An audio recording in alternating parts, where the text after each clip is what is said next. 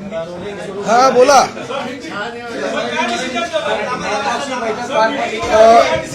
प्रामुख्याने महाराष्ट्रातील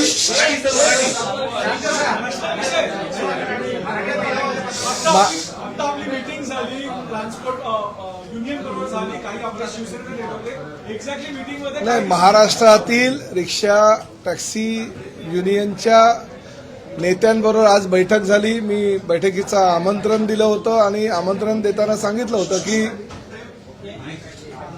जे रिक्षा चालक आहे, टॅक्सी चालक आहे, त्यांना मराठी अनिवार्य आहे, ही राज्य शासनाची भूमिका आहे आणि त्या भूमिकेशी तुम्ही सहमत आहात का? तर त्यांनी प्रत्येकाने सांगितलं की ह्या भूमिकेशी आम्ही सहमत आहोत, परंतु काही त्यांच्या मागण्या होत्या. काही जे नेते मंडळी आहेत त्यांनी मराठी जुजबी म्हणजे कशा प्रकारचं मराठी तुम्हाला अपेक्षित आहे ते विचारलं. तर मी त्यांना सांगितलं की जो नियमामध्ये शब्दप्रयोग आहे की जुजबी आलं पाहिजे, म्हणजे प्रवासी मागे बसल्यानंतर त्याला कुठे जायचं आहे, काय सेवा हवी आहे, त्याला पैसे किती झाले, ह्या ज्या जुजबी गोष्टी असतात त्या रिक्षा चालकाला किंवा टॅक्सी चालकाला किंवा आता भविष्यामध्ये तर आम्ही ओला, उबेर, रॅपिडो प्रवासी ज्या गाड्या आहेत त्यांचा पण समावेश यामध्ये करणार आहोत. तर काही लोकांनी 6 महिन्याची मुदत मागितली, काही लोकांनी 1 वर्षाची मुदत मागितली, काही लोकांनी 3 महिन्याची मुदत मागितली. वेगवेगळ्या संघटना होत्या आणि वेगवेगळ्या संघटनांच्या माध्यमातून आता चर्चा झाली, सकारात्मक चर्चा झाली. मला अभिमान ह्या गोष्टीचा आहे की परिवहन मंत्री म्हणून प्रताप सरनाईकनी ही भूमिका घेतलेली आहे की महाराष्ट्रामध्ये जर तुम्हाला व्यवसाय करायचा असेल, तुम्हाला जर रिक्षा टॅक्सी चालवायची असेल तर तुम्हाला मराठी अनिवार्य आहे, मराठी येणं बंधनकारक आहे, जुजबी मराठी तुम्हाला यायलाच हवं. ह्या भूमिकेशी सगळ्यांनी सहमती दर्शवली. आता प्रश्न असा आहे की त्यांनी ह्याही गोष्टीशी पूर्तता करायचं सांगितलेलं आहे की आम्ही आमच्या रिक्षा संघटनांचे काही कार्यालय आहेत त्या ठिकाणी मराठी शिकवणी घेऊ. शशांक रावांनी सांगितलं जवळजवळ आमचे काही गोरेगावचं एक आमचं कार्यालय त्या ठिकाणी 70 ते 80 एका वेळेस रिक्षा चालक बसू शकतील, टॅक्सी चालक बसू शकतील, आम्ही त्यांच्यासाठी ट्युशन्स घेऊ. काही लोकांनी सांगितलं आम्ही आमच्या कार्यालयामध्ये घेऊ, काही लोकांनी सांगितलं आम्ही हॉल त्यासाठी भाड्यानं घेऊ. म्हणजे हाजी अराफत शेख किंवा बाकीचे जे काही हे नेते मंडळी आलेले प्रत्येकाने प्रत्येकाची भूमिका स्पष्ट केली आणि भूमिका स्पष्ट करताना त्यांचं असं म्हणणं होतं की आमच्या रोजीरोटीवर कुठेही पाय आला नाही पाहिजे, रोजीरोटी कुठेही बंद झाली नाही पाहिजे आणि त्या पद्धतीची जर तुमची भूमिका असेल तर ते आम्हाला मान्य आहे. आणि आम्ही त्यांना सांगितलं की शेवटी हे राज्य शासन आहे, देशातलं प्रगत राज्य म्हणून परिचित आहे. मुख्यमंत्री आणि दोन्ही उपमुख्यमंत्री अतिशय चांगल्या प्रकारचं काम करत असताना रोजगार निर्मिती हे आमचं पहिलं उद्देश आहे आणि त्या माध्यमातून देशामध्ये रोजगार निर्मितीचं पहिलं राज्य करण्याचा आमचा मानस आहे. त्यामुळे ह्या कारणांमुळे तर आम्ही कुठल्याही परिस्थितीमध्ये कोणाचा रोजगार बुडणार नाही याची आम्ही दक्षता घेऊ. परंतु शेवटी तुम्ही जर असं म्हणाल की नाही आम्ही महाराष्ट्रात राहू, व्यवसाय करू, आम्ही रिक्षा चालू, आम्ही टॅक्सी चालू, परंतु आम्ही कुठल्याही परिस्थितीमध्ये हिंदीमध्येच बोलणार, मराठी बोलणार नाही, हे चालणार नाही. आणि जे माझी भूमिका आहे त्या भूमिकेशी ते स्पष्टपणे सहमत होते. त्यांनी मुदत मागितलेली आहे आणि मुदत मागत असताना सुद्धा त्यांनी जबाबदारी सुद्धा घेतलेली आहे की आम्ही साहित्य परिषद म्हणजे कोकण मराठी साहित्य परिषद यांनी सांगितलेलं आहे की आम्ही आमच्या 72 शाखांमध्ये मराठी शिकू. आमच्या मेहंदळताईंनी सांगितलेलं आहे की आमच्या मुंबई मराठी साहित्य संघातर्फे आम्ही मराठी शिकू. त्यांचं सुद्धा ज्ञान जे आहे, त्यांची सुद्धा मदत जी आहे ती घेण्याची भूमिका ह्या सर्वांनी ठरवलेली आहे. मी त्यांचं मनापासून आभार व्यक्त केलाय आणि त्यामुळे आमच्या भूमिकेशी, राज्य शासनाच्या भूमिकेशी सर्व रिक्षा टॅक्सी युनियनचे नेते तयार आहेत की आमच्या भूमिका जी योग्य आहे. त्यांनी मुदत मागितलेली आहे, परंतु शेवटी मुदत मागितलेली आहे. उद्या आमचं आता आरटीओच्या अधिकाऱ्यांची मी बैठक केली, कारण मला कळलं पाहिजे ना, शेवटी त्यांनी मुदत वाढवली. आपल्याला हे राजकीय काही घोषणा आहे आणि त्यामुळे आपण आता त्यांना म्हणजे त्यांचं समाधान करण्यासाठी त्यांना मुदत वाढ वगैरे द्यायची अशी भूमिका बिलकुल नाही. मी आता त्यांना शब्द काही दिलेला नाहीये. उद्या आरटीओच्या सगळ्या 59 आरटीओची मी बैठक बोलवलेली आहे सकाळी 10:30 वाजता आणि त्या बैठकीमध्ये ह्या बाबतीतला आम्ही निर्णय घेऊ. त्यांनी मुदतवाढ जर मागितली असेल, मी आधीच घोषणा केली होती की तुम्हाला जर शिकवणी पाहिजे असेल शिकवणी द्यायला तयार आहे. तुम्हाला जर काही स्वयंसेवी संस्थांची मदत पाहिजे असेल तर ती मदत द्यायला तयार आहोत.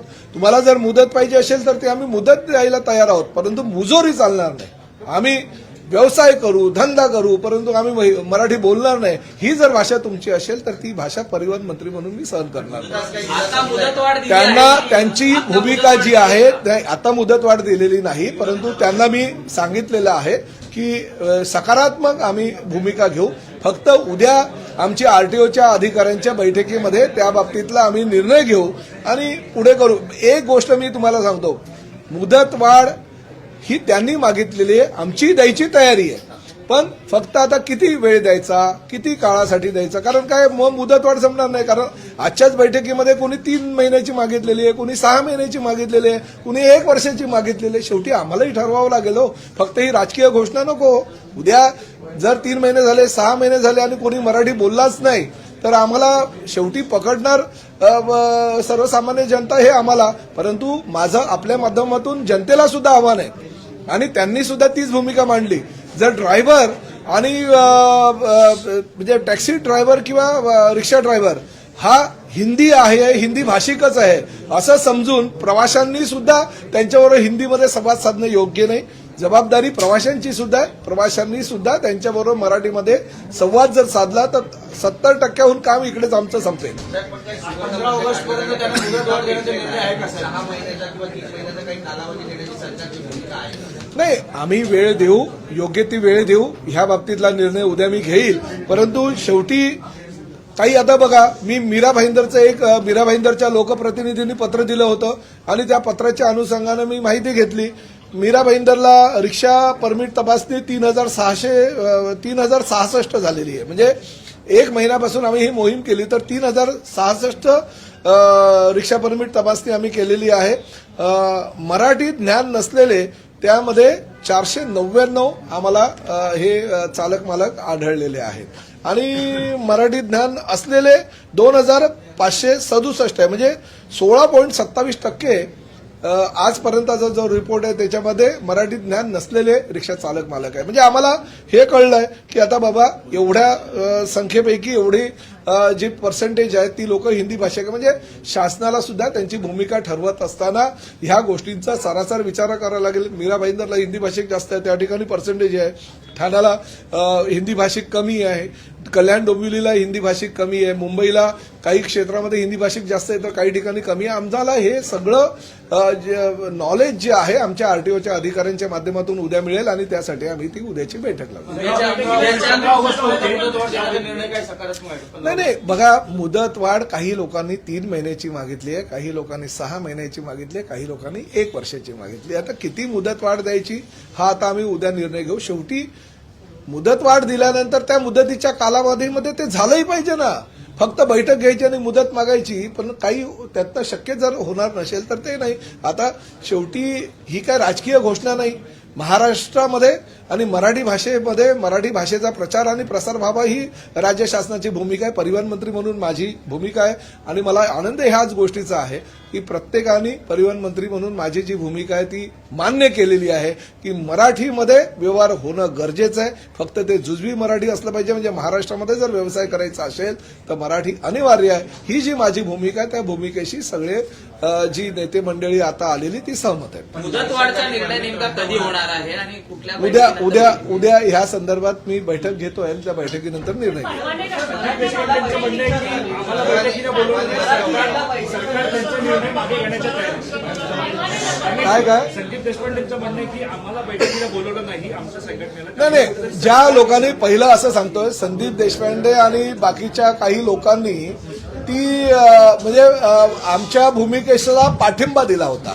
आज आम्ही बैठकीला बोलवलं, फक्त विरोध ज्यांनी केला म्हणजे शशांक राव, संजय निरुपम, हाजी अराफत शेख ह्या लोकांनी विरोध केला होता. त्या विरोध करणाऱ्या संघटनांनी बोलवलं. उलट मला असं वाटतं की ही म्हणजे त्यांच्या पक्षाच्या नेत्यांनी तर स्वागत केलेलं आहे, त्यामुळे त्यांना बोलायची गरज नाही, ते आमच्यासोबतच आहे.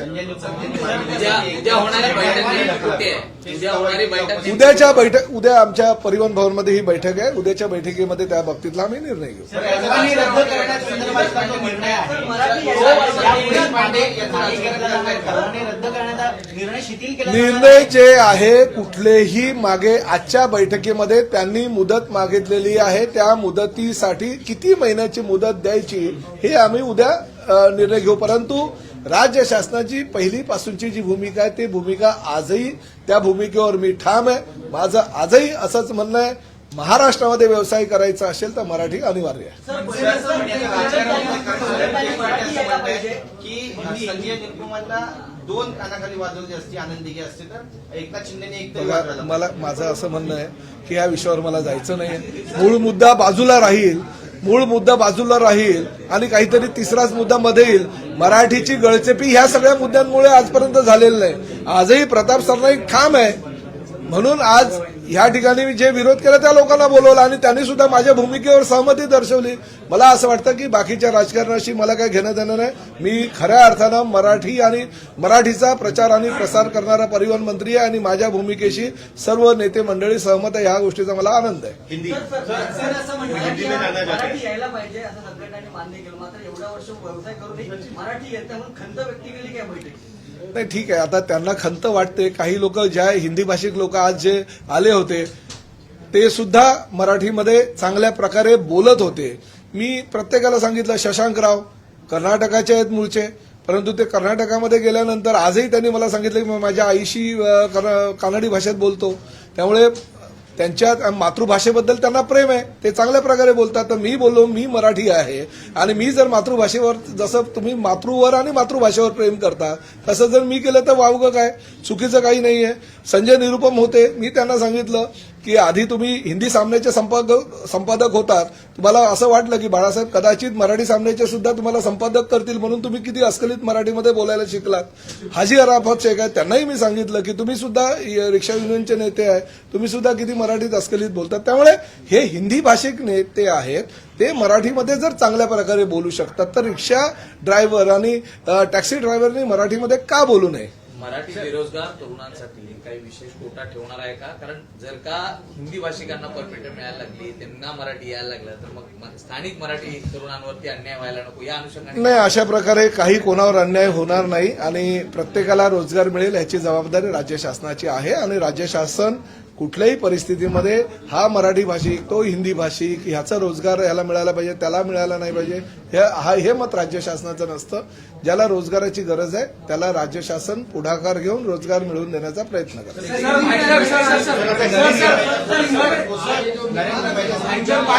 जमिनीचा विषय आहे, त्यामध्ये तुमच्यावर पुन्हा एकदा नरेंद्र मेहतांनी आरोप एक गोष्ट सांगू का, मी ह्या भूमिकेवर ठाम आहेत.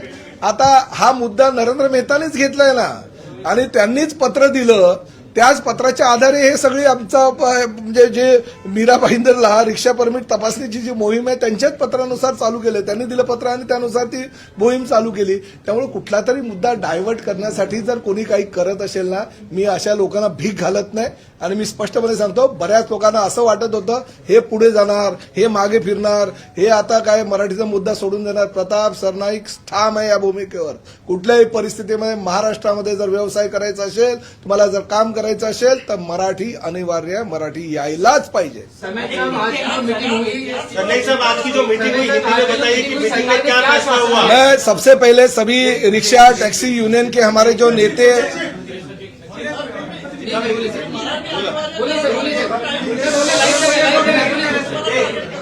क्या आश्वासन दिया गया आज की मीटिंग? मैं सभी हमारे रिक्शा टैक्सी संगठनों के जो प्रतिनिधि हैं उनका दिल से स्वागत करता हूं. हमने जो राज्य शासन के माध्यम से निर्णय लिया कि रिक्शा चलाने वाले, टैक्सी चलाने वाले जो भी लोग हैं, जो भी ड्राइवर है, उनको मराठी आना चाहिए. और उस माध्यम से हम कोशिश कर रहे थे. कुछ हमने ड्राइव लिया और ड्राइव में मालूम भी पड़ा कि कितने लोगों को मराठी आता है, कितने लोगों को नहीं आता है. और आज भी जो नेता इस बैठक में थे वो विरोध कर रहे थे और विरोध करते करते कुछ नेताओं ने कहा था हम स्ट्राइक करेंगे, कुछ नेताओं ने कहा था कि हम इसका विरोध करेंगे, रास्ते पे उतरेंगे. मगर आज के बैठक में ये निर्णय लिया गया है और उन्होंने भी ये कहा कि हमें कुछ भी स्ट्राइक नहीं करेंगे, हम कुछ भी आगे नहीं जाएंगे. हमारा यही कहना है कि थोड़ा सा मोहलत हमको चाहिए।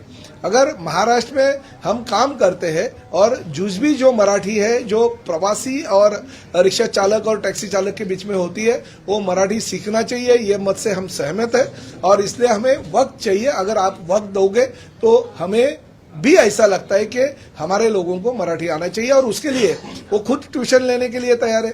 जैसे हमारे संजय निरुपम जी ने कहा कि हम बैठक लेंगे, हम हमारे कार्यालय में सभी रिक्शा चालकों को, टैक्सी चालकों को मराठी सिखाएंगे।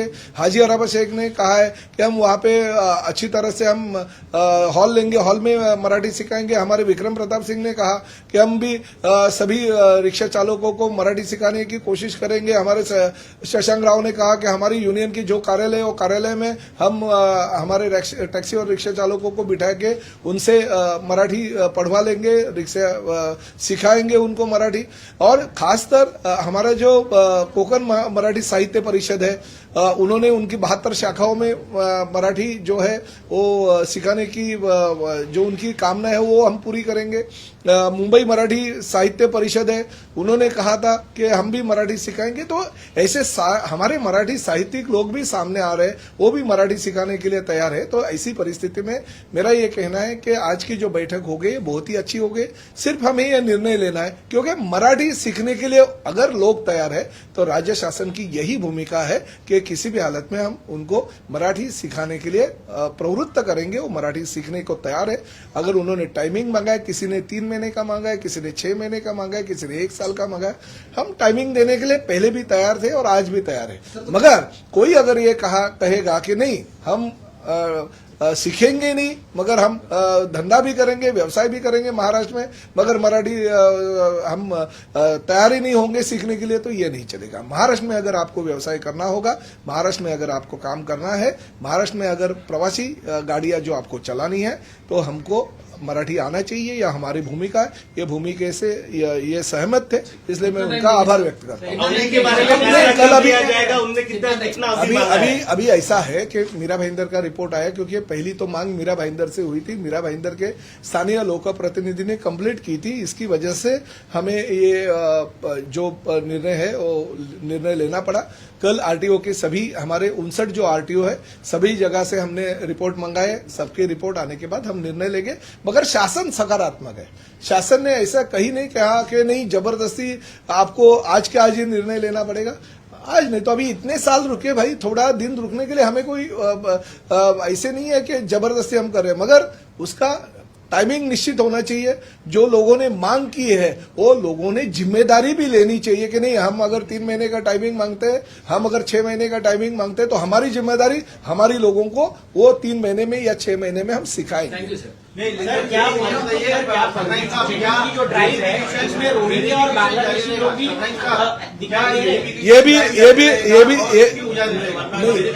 ये भी मैं आपको यही कहना चाहता हूं कि ये सिर्फ मराठी का ये अलग मुद्दा है, मगर जो आरटीओ की जिम्मेदारी है, अगर गलत तरीके से कोई अगर डॉक्यूमेंट्स लिए हैं जिसमें रोहिंग्या बांग्लादेशी या कुछ गलत लोग हैं जिन्होंने कंप्लेंट आई है, 1-1 के 6-6 8-8 परमिट है, तो इसकी जो जानकारी है वो तो हमारी चेकिंग तो रेगुलर होती रहती है और उसके ऊपर हम कार्रवाई करते ही रहते हैं। तो रोहिंग्या बांग्लादेश है क्या ऐसे? मिलेंगे, अभी तक तो नहीं मिले, मगर मिलेंगे तो जरूर उनको उनके गांव भेज देंगे। पुलिस उनके ऊपर एफआईआर करेगी। Thank you.